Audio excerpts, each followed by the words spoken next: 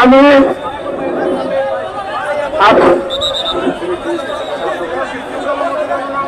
কেউ বিশৃঙ্খলায় কান দেবেন না। আপনারা আমাদের পিতা বলছেন, আপনারা আমাদের যন্ত্রণা বলছেন। আপনারা বলেছেন যে দক্ষিণাঞ্চল বন্যা কবলিত, এটা আমাদের রাষ্ট্রের নাগরিক। সেই ভূমিকাকে লক্ষ্য রেখে আমরা একটি সুন্দর জায়গায় আমাদের এই সমাবেত অবস্থান করে আমাদের বাণী পৌঁছে দেব। আপনারা সবাইকে একমত? আপনারা আমরা যেখানে সেখানে দাঁড়িয়ে চলে গান দিলে আমাদের দাবি আদায় হবে না। যেহেতু আমাদের পক্ষে সমন্বয় গঠিত হয়েছে, তারা বিভিন্ন মন্ত্রণালয়ের মধ্যে দিয়ে বিভিন্ন আমাদের ডিজি মহোদয়ের মধ্যে দিয়ে তারা অনেক কাজ এগিয়ে নিয়ে গেছে। আমরা বিশৃঙ্খলতা করে, আমরা রাস্তা অবরোধ করে আমরা দেশের দুর্ভোগ দিয়ে আমাদের দাবি আদায় করতে চাই না।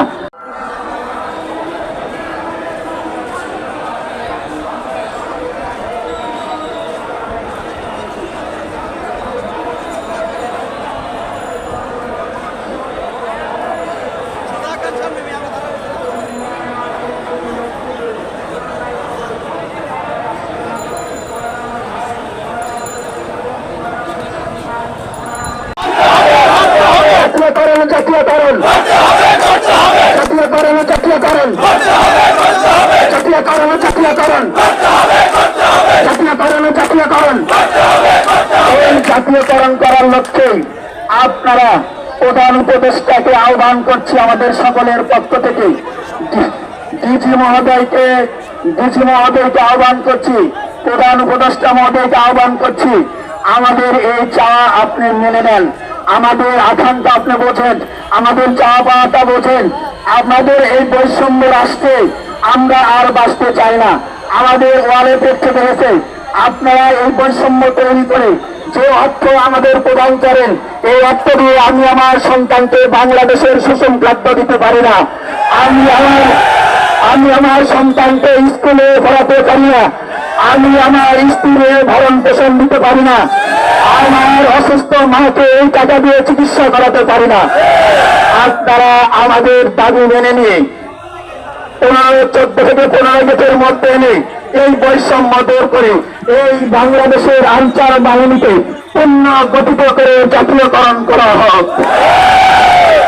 এই জাতীয়করণ যতক্ষণ পর্যন্ত না করা হবে আমাদের ভিতরে ক্ষুধার যন্ত্রণা, আহাকারের যন্ত্রণা, আবেগের যন্ত্রণা থেকে যাবে।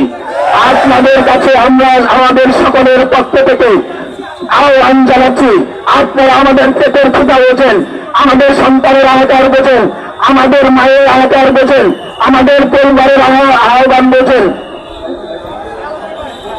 আশিকুজ্জামান শাহবাগের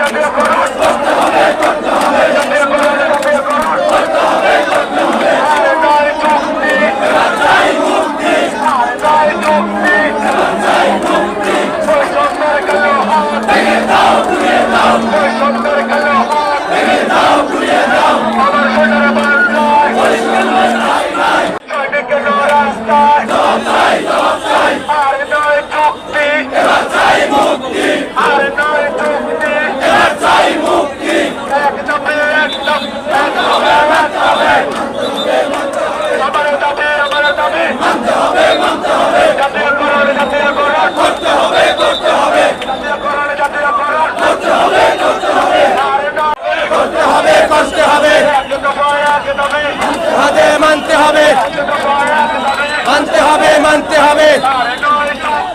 এবার চাই মুক্তি, এবার চাই মুক্তি, এবার চাই মুক্তি।